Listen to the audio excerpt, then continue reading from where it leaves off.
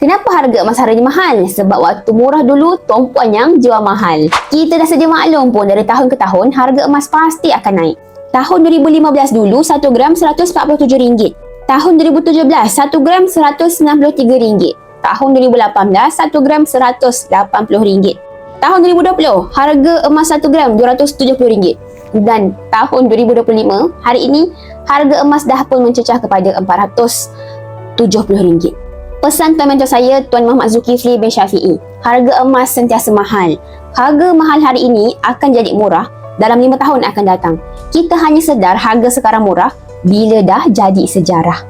Kalau dulu harga emas 100 lebih, 200 lebih, kita rasa mahal. Percayalah harga emas tu tak akan pernah murah selagi mana kita tak bermula. Menabung ni tuan-puan, mentor saya kata bukan pilihan tapi satu keutamaan. Perlu dipupuk tabiat. Menabung saja serendah RM100. Bila gaji naik, tambah simpanan kita sikit demi sikit. Sikit atau banyak bukan persoalan, yang penting mulakan tindakan. Jadi tindakan tuan-puan hari ini yang mulakan simpanan emas serendah 100 secara konsisten akan memberikan perubahan yang positif terhadap keadaan kewangan tuan-puan di masa akan datang.